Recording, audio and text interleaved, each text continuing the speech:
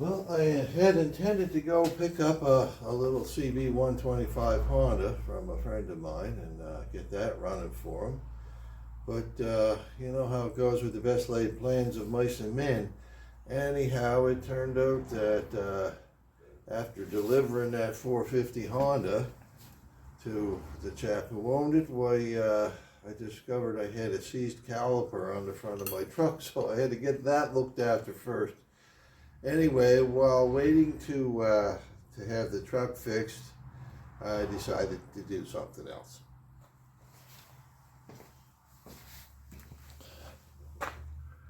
Okay, this is a little project that I guess I'd call it a filler project between working on a motorcycle, but it's still motorcycle parts. Just show you right quick what I've got over here. I got them sitting in parts, the old parts washer tank and the stinky Varsol to get the stinky gasoline off them. Anyway, they're a pair of Amal Mk2 carburetors. Anyway, these are what came along after the original concentrics, and well, they look an awful lot like a Mk1 carburetor in a lot of ways. They even have a similar pilot circuit for starting a bike up. But anyway, these belong to a chap who happens to be still active duty in the RCMP, so thank you for what you do. I don't think RCMP or regular city police officers or firefighters or doctors or nurses ever get the credit that they deserve. But so thank you for what you do. And anyhow, I will just let these soak for a while to get that smell of that old stinky gas off them first, and then we'll take them apart and see what they look like inside.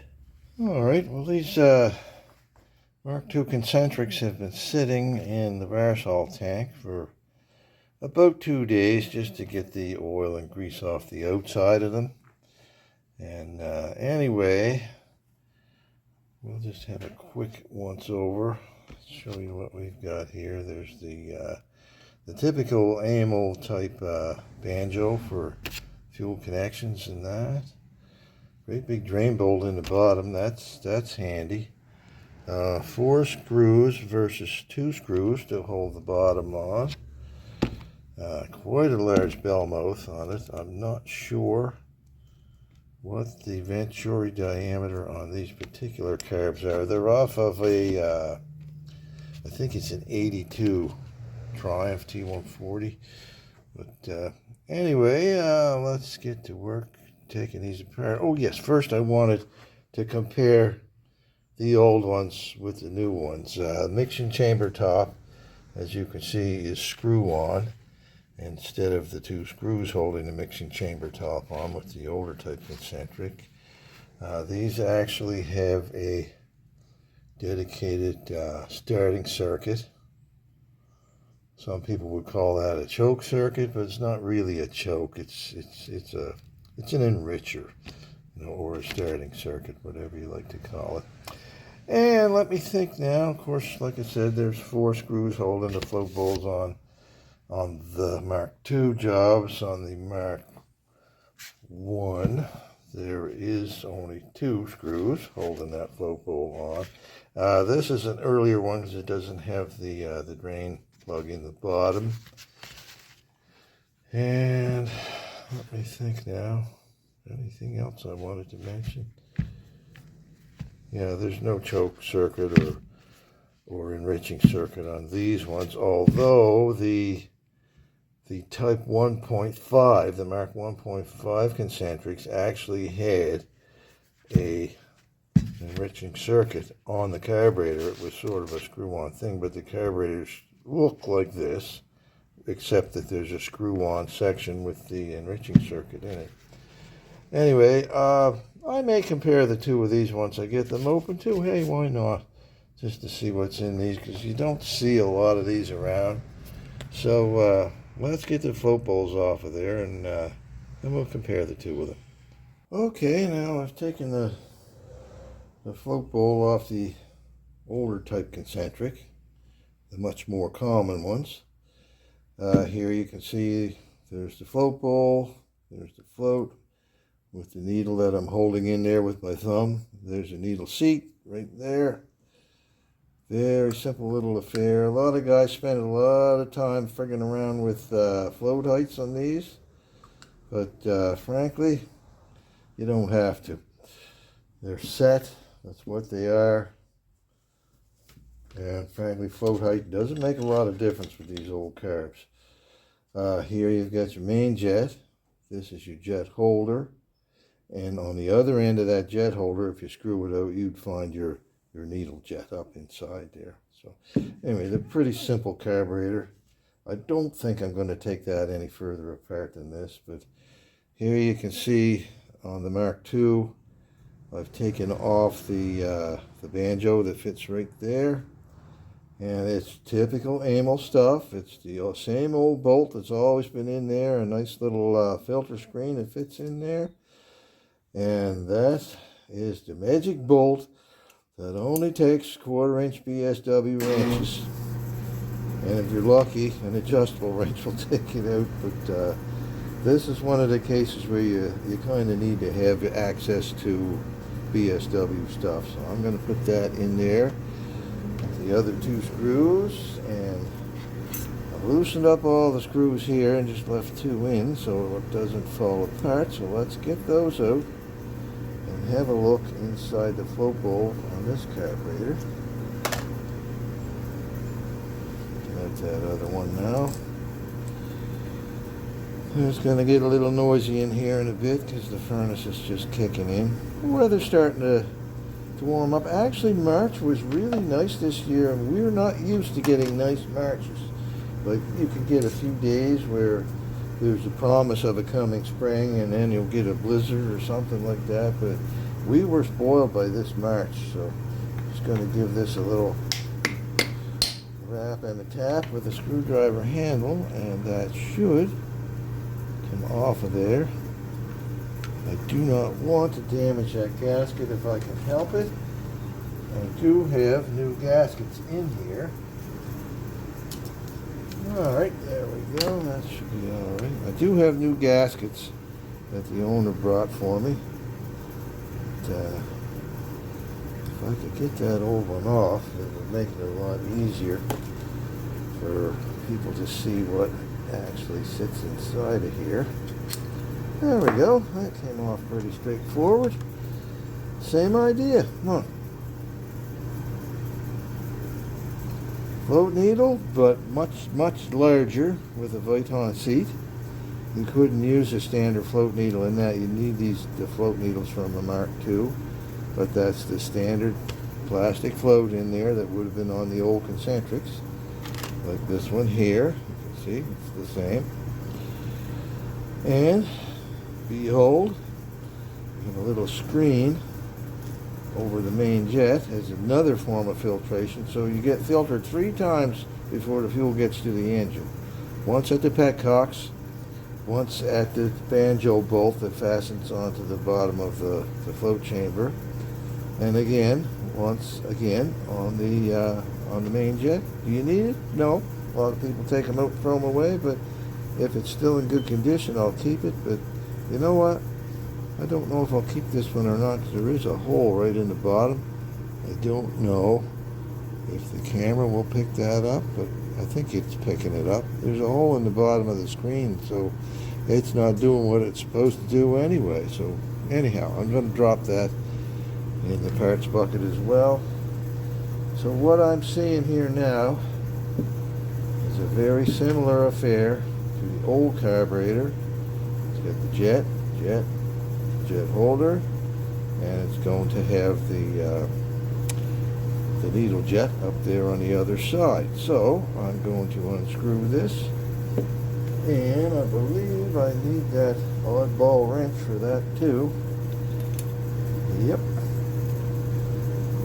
Oh boy, that's really in there. I'm a little bit afraid that I might damage that. Maybe I'll heat that up before I take it out. Anyway, I'll get it out and I'll show it to you when I've got it out. Okay, before I try heating that up, I'm just going to try holding it in a vise because it was wiggling around too much there on the bench. But I'm going to give that a pump. There we go. I didn't have to heat it up after all. So that will just screw right out of there.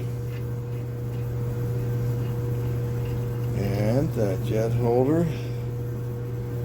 Another jet. This jet looks a little bit different than the ones you would find in the older concentrics.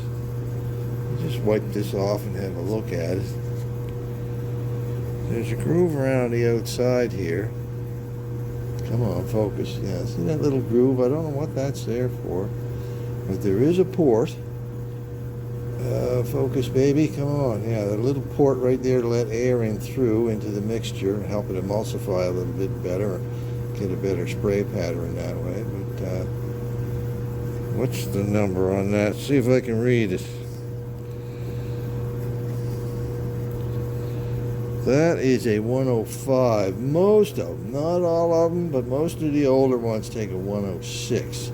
So there's a little bit of a difference there with that jet. Would one from the other type of carb fit in it, the older concentric? Probably, but you'd need to have one that was a 105 and not a 106. So anyway, I'll clean these up and get them ready for a little dip in the old what do you call that? Ultrasonic cleaner. Yeah, I have become the custodian of that for AVMS again. So I don't use it very often, but hey, you know, I just put the fluid back in it because it's getting warmer out. I'm not worried about the fluid freezing, so I'll put these carbs in that after I get them apart.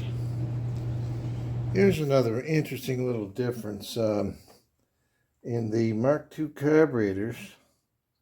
The idle jet fits right into this little port right here, which is in some ways similar to the older type concentrics. The older type concentrics had the idle jet that screwed right into the carburetor body right here where it was easy to get at. Now this particular version, the idle jet lives way up in here where you can't get at it. You can't take it out to clean it. You have to be very, very careful, like passing a, well, actually, I'll show you what I use. I use acupuncture needles for cleaning those jets because they're very tiny and they won't damage the jets. They're smooth. So anyway, don't go in there with a drill. Especially if you don't know what size it's supposed to be. Ask me how I know. Anyway, like I said, this is great. This came out. It was completely clogged, so I managed to pass one of those acupuncture needles through it after a bit of twisting and fiddling, but it actually went through. So you got to make sure this passage is clean. This other passage right here comes out at the bottom of the carburetor. That's where the pilot circuit draws its fuel. So if that's plugged down at the bottom in here, the bike won't start because it won't get enough fuel to start up. And you can't tickle these carburetors like you could with the old ones. All right, anyhow, I'll get on with it. The next thing I'm going to take out is the choke plunger right there. Choke plunger, enricher plunger, whatever you want to call it. I'm going to take it out. We'll clean that up while we've got it apart. Right, there's the enrichment plunger.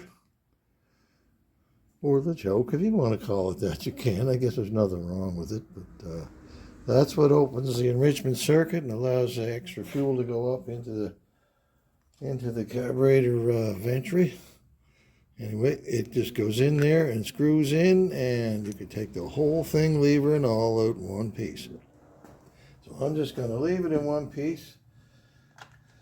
And now that everything's all apart, I'm going to put that into sit in the ultrasonic cleaner. I don't have it on yet, but I'm just heating up the fluid right now. So that's going to take a while to get warmed up. According to the machine, the fluid's 12 degrees, and I want it at 50. So anyway, I'm going to put everything in there. That way when it's warmed up, it can do its thing. Well, aren't they pretty? I just took them out of the ultrasonic cleaner and rinsed them off, blew them dry. All the jets and everything are blowing through, even the jets that are where the bottom of these little ports here down in the float bowls where the idle jet, that's that one there, and the primary circuit takes its suction from. Not primary circuit, what do they call that? The enrichment circuit takes its suction from. Everything's all clear anyway. Gets it all the cracks and corners, and there's all the other stuff in there. So I'm going to start putting this back together, and I'll get one together, show you what I've got, and then I'll put the other one together, and that'll be it. There was just one thing else that I wanted to mention before I get any further, and that's these little tiny aluminum screws that go right in here in the carburetor body. And the curious thing about them is that they're in exactly the same position as the old concentric, the really early concentric carburetors would have had the idle jet. And I think that if you wanted to, you could put the idle jet in that port right there and not put it in the port in the carburetor where it was on these carbs, right? But anyway, I'm not going to fiddle around with that. I'm going to put it right back the way I found it. So I just wanted to mention that to you, and I will carry on putting these together. There is something else I do. I put a little blast of rust check into all the passages and the jet bores. Make sure that they don't build up any corrosion while the bike is sitting waiting to be put back together. So like I say, I just give everything a little toot of that stuff. All right, I'll do the same thing with this carburetor here too. A little bit here, a little bit there, and down there, and in there, and whoops, in there. Where else am I missing?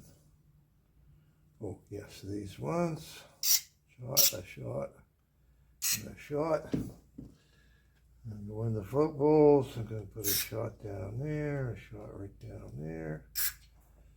Shot into the float needle seat to keep that from getting corroded.